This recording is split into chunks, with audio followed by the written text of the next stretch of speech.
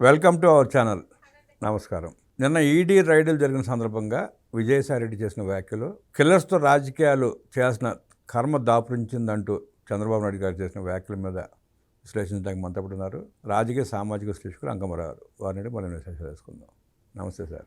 నమస్తే అండి. ఈడీ దాడి జరిగిన తర్వాత చంద్రబాబు నాయుడు గారిని ఉద్దేశించి మాట్లాడుతూ అనేక వ్యాఖ్యలు చేశాడు విజయసాయిరెడ్డి. చంద్రబాబు నాయుడు గారు ఒక సందర్భంగా మాట్లాడుతూ కిల్లర్స్తో రాజకీయాలు చేసిన పరిస్థితి దాపురించింది అన్నాడు ఆయన. ఇద్దరు వ్యాఖ్యలను ఎట్లా చూస్తారు, ఎట్లా విశ్లేషిస్తారు? నిన్న విజయసాయిరెడ్డి తన మీద మద్యం కుంభకోణంలో 5వ నిందితుడిగా చేర్చడం అనేది చంద్రబాబు నాయుడు గారి కుట్ర. చంద్రబాబు నాయుడు గారు డర్టీ పాలిటీషియన్ అని చెప్పని కేసీఆర్ ఎప్పుడో చెప్పాడు, ఇప్పుడు అది నిరూపించుకున్నాడు అని చెప్పని చంద్రబాబు నాయుడు గారి గురించి మాట్లాడాడు. చంద్రబాబు నాయుడు గారి మీద గతంలో అతను పింక్ డైమండ్ అని మొదలుపెట్టిందే అతను. పింక్ డైమండ్ చంద్రబాబు నాయుడు గారు దొంగిలించాడు, తీసుకుని వెళ్ళి వాళ్ళ కోడల బ్రాహ్మడికి ఇచ్చాడు, వాళ్ళ బెడ్రూమ్లో దొరుకుతుంది అని చెప్పని రకరకాలుగా ఆ రోజు మాట్లాడింది కూడా ఇతనే. అధికారంలోకి వచ్చిన తర్వాత పిచ్చే మూడు అన్న రీతిగా ఎవరైతే వాళ్ళ వ్యక్తులే ధర్మారెడ్డే స్వయంగా చెప్పడం కూడా జరిగింది. అసలు అది మైసూర్ మహారాజులు ఇచ్చినటువంటి వేరేది, అది డైమండ్ కూడా కాదు, రంగురాయి డైమండ్ కూడా కాదు. ఒక భక్తుడు కానుకలు విశ్లేషించిన సందర్భంగా అది కింద పట్టడం, దాన్ని తిరిగి ఆ ముక్కలన్నింటినీ మూటగట్టి వేరే చాట పెట్టారన్న సంగతి కూడా స్వయంగా ఈవో ధర్మారెడ్డే చెప్పడం కూడా జరిగింది. తర్వాత ఏదైతే ఆ రోజు అర్చకుల వారు చెప్పారో ఆయనే స్వయంగా ఎవరు చెప్పమన్నారో ఏం చేయించమన్నారో ఆయన కూడా చెప్పడం కూడా జరిగింది. రకరకాలుగా ఆ రోజు ఆయన్ని విష ప్రచారం చేశారు, ప్రజలు కూడా నమ్మారు. దాంట్లో ప్రజలతో కూడా తప్పు ఉంది, అనుమానం ఏం లేదు. కళ్ళ ముందు కనపడుతున్న అభివృద్ధి గురించి కానీ, జరుగుతున్న పనుల గురించి కానీ, పోలవరం పనుల గురించి కానీ, అమరావతి పనుల గురించి కానీ వాళ్ళు అంత అబద్ధం ఆడుతున్నా కూడా ఆ ప్రాంత ప్రజలు కూడా ఓడగొట్టారు. ఇది గమనించుకోవాల్సిన అంశం. అక్కడ పోలవరంలో ఓడగొట్టారు, అమరావతి ఓడగొట్టారు, అలాగే పక్కన దానికి ఆనుకొని ఉన్నటువంటి పెదకొరపాడులో ఓడగొట్టారు, ఆ పక్కనే ఉన్నటువంటి మంగళగిరిలో ఓడగొట్టారు, విజయవాడ కూడా ఓడగొట్టారు, పట్టిసీమ నీళ్లు తాగిన రైతులు కూడా ఓడగొట్టారు. ఆ విషయంలో ఆనాడు ప్రజలు నిస్సందేహంగా పొరపాటైతే పడ్డారు.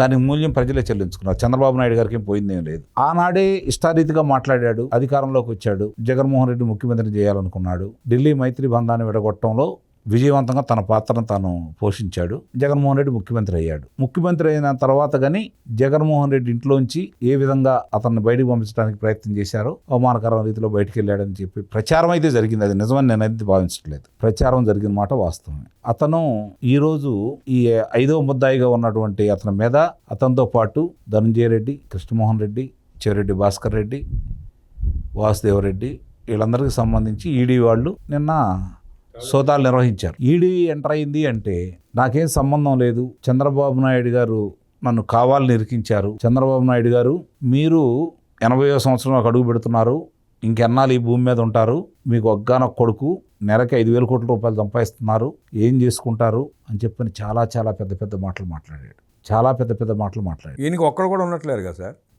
చెప్తా. ఇప్పుడు ఆయన ఆ విధంగా మాట్లాడే ధైర్యాన్ని ఇచ్చింది ఎవరు? ముందు ఇది మనం ఆలోచించుకోవాలి. వాళ్ళు 5 సంవత్సరాలు రాష్ట్రాన్ని దోచుకొని ఆ డబ్బులు దాచుకొని వాళ్ళు ఇష్టారీతిగా వ్యవహరించేసి అడ్డమైన వాళ్ళందరినీ కూడా వాళ్ళు ఏం చేయాలో చేసేసి భౌతికంగా కూడా లేకుండా చేసిన వాళ్ళు ఈ కూటమి ప్రభుత్వం రాంగంలోనే ఎక్కడుండారో కూడా తెలియనటువంటి వాళ్ళు ఈరోజు మళ్ళీ బయటకు వచ్చి ఈ విధంగా పెట్టిరిగిపోయి మాట్లాడే అవకాశం ఇస్తుంది ఎవరు? ఎందుకు ఇవ్వాల్సి వస్తుంది?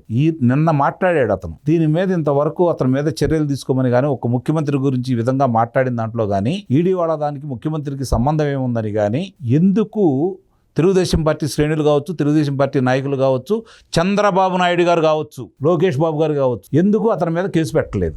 ఈడీ రైడ్ చేసింది చెప్తానండి, అక్కడ తర్వాత చెప్తాను. అతను గతంలో కూడా ఈ మాట మాట్లాడాడు, ఆ రోజు దాని గురించి పెద్దగా పట్టించుకోలేదు. ఈ రోజు అసలు మద్యం కుంభకోణంలో నీ ఇంట్లో జరిగిందని నీనోడితోటి మేము 5గురు ఉన్నామని చెప్పని ఆ శాఖ మంత్రి లేకుండా, ఆ శాఖ కార్యాలయంలో కాకుండా, ఆ శాఖ మంత్రి కార్యాలయంలో కాకుండా నీ ఇంట్లో 2 సార్లు నువ్వు సమావేశం ఏర్పాటు చేసి 100 కోట్ల రూపాయలు వాళ్ళకి అప్పిచ్చి అంత దుర్మార్గంగా వ్యవహరించి నువ్వు 30,000 మంది ప్రాణాలు పోవడానికి కారకుడైనటువంటి ఆ నకిలీ మద్యాన్ని తయారు చేయడానికి కారకుడు అయినటువంటి నువ్వు నీ ఇంట్లో ప్రణాళిక రచిస్తే నీకు సంబంధం లేకుండా ఎవరికి సంబంధం ఉంటుంది? ఎన్నాళ్ళు అతను సాక్షిగానే పిలవడం ఏంటి? ప్రథమ ముద్దాయిగా పెట్టాలి, అతను 5వ ముద్దాయిగా పెట్టాల్సిన అవసరం ఏంటి? ఆనాడే స్పష్టంగా మేము దోచుకున్నామని చెప్పాడు ఆయన. స్పష్టంగా అతను చెప్పిన తర్వాత ఈ రోజు అతను మాట్లాడే అవకాశం ఈ కూటమి ప్రభుత్వం ఇచ్చిందని అయితే నేను భావిస్తున్నా. అతను మాట్లాడిన విధానం ఏంటి? చంద్రబాబు నాయుడు గారు వయసు ఎంత? చంద్రబాబు నాయుడు గారు రాష్ట్రానికి ఏమేం చేశాడు? ప్రజలు ఎందుకు ఆయన ఎన్నుకున్నారు? ఆయన చేసే అభివృద్ధి గురించి, గతంలో ఆయన చేసినటువంటి శ్రమ గురించి, రాష్ట్రం కోసం ఆయన పరితపించే విధానం గురించి, కొన్ని తప్పులు జరిగితే జరిగి ఉండొచ్చు రాజకీయంగా, కానీ ప్రత్యర్థులు కూడా ఆయన ప్రశంసిస్తారు ఆయన యొక్క విజన్ కావచ్చు, ఆయన అభివృద్ధికి. అలాంటిది మధ్యలో మాట్లాడావు. ఈ రోజు మళ్ళీ నీ మీదకి వచ్చేసరికి ఇప్పటికీ ఒకటే, వాళ్ళు ఇప్పుడు దాకా మా జోలికి రారు అని భావించారు. నేను అప్రూవర్గా మారినట్టే నటిస్తున్నాను. జగన్మోహన్ రెడ్డిని రక్షించడానికి అతను కేసిరెడ్డి రాజశేఖర రెడ్డిని ప్రథమ ముద్దాయిగా చేయటానికి అతను ఇప్పుడు దాకా విశ్వ ప్రయత్నం చేశాడు.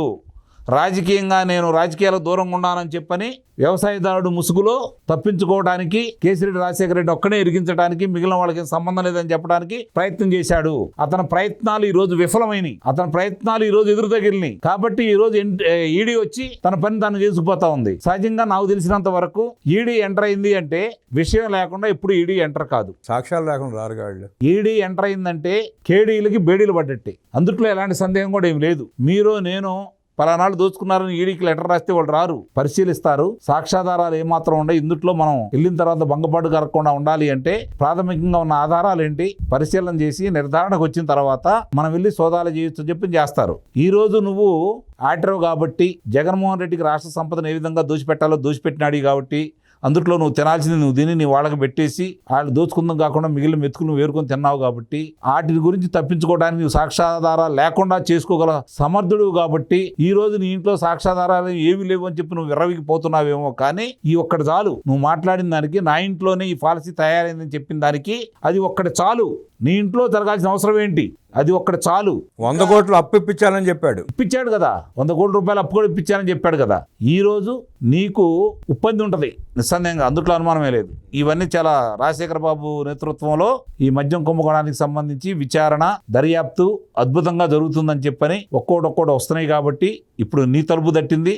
తర్వాత నీ అధినేత, ఇప్పటికీ నీ అధినేత అని నేను భావిస్తున్నాను, నీ అధినేత తలుపులు కూడా తడతాయి అనే భయం మీకు వచ్చింది. కాబట్టి ఈ రోజు నువ్వు బయటకు వచ్చి మాట్లాడి ఇంకా ఏదో బేకరానికి పోయి మాట్లాడుతున్నావు. ఇప్పుడు మాట్లాడిన తర్వాత కూడా ఈ ప్రభుత్వం కనుక ఇట్లానే చూస్తా కూర్చుంటే ఇక ఆ ప్రభుత్వాన్ని ఏమనాలో వాళ్ళ విజ్ఞతకి వదిలేస్తున్నాను నేను. కూటమి పెద్దలు కూటమి పెద్దలు ఏంది? కూటమి పెద్దలకి సంబంధం ఏముంది? ఎవరు అంటున్నాడు? అతను భారతీయ జనతా పార్టీ అంటున్నాడా? చంద్రబాబు గారిని అన్నాడు. మరి చంద్రబాబు నాయుడు గారు తీసుకోవాలి యాక్షన్. ఎవరు తీసుకుంటారు? నారాసుర రక్త చరిత్ర అన్నా దానికి కారకుడు అతనే. గతంలో అన్ని అభియోగాలు చేయడానికైనా అతనే కారకుడు. ఉత్తరాంధ్ర ఇంచుగా దోచుకోవడానికి దగ్గరుండి చేసుకుంది అతనే.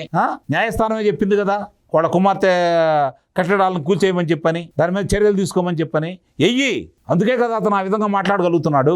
ఉదాసీన వైఖరి వల్లే పేటరైపోతున్నారంట. నిస్సందేహంగా అనుమానం ఏముంది? చంద్రబాబు నాయుడు గారు ఇస్తున్న అలుసనైతే నేను భావిస్తున్నాను. కొన్నిసార్లు ఆయన సమన్వయం రాష్ట్రానికి ఉపయోగపడుతుందేమో కానీ ఇలాంటి వ్యక్తులకి అవకాశాలు ఇవ్వడం మాత్రం పాముకు పాలు పోసి పెంచుకోవడమేనైతే మాత్రం నేను భావిస్తున్నాను. ఆయన వయసు గురించి మాట్లాడుతున్నాడు. బాబు గారి కంటే 2 ఏళ్ళు 3 ఏళ్ళు చిన్నాడు. బాబు గారికి ఒక కొడుకున్నాడు. ఈయనకి అది కూడా ఉన్నట్లేరు ఎవరు. ఇప్పుడు అతను సెల్లేసుకుని ఆభరణం ఉంటాడు, సావును జయించాడు కదా. అదే అతని ఉద్దేశం అలాగా ఉంది. మేము రాష్ట్రం మీద పడి దోచుకుంటాం, ప్రజలు మింగేస్తాం, మారణ హోమాలు సృష్టిస్తాం, మేము శాశ్వతంగా ఉంటాం అనుకుంటున్నాడు ఆయన.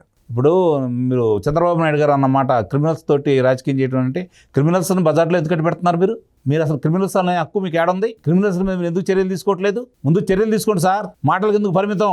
విజయసాయిరెడ్డి లాంటి వ్యక్తులు మాట్లాడే అవకాశం ఇవ్వటం కరెక్ట్ కాదని, అలాంటి నాయకుల మీద కఠిన చర్యలు తీసుకోవాల్సిన బాధ్యత చంద్రబాబు నాయుడు గారి మీద, ప్రభుత్వం మీద ఉందంటూ విశ్లేషించిన అంకమరావు దినాలు తెలియజేస్తూ నమస్కారం.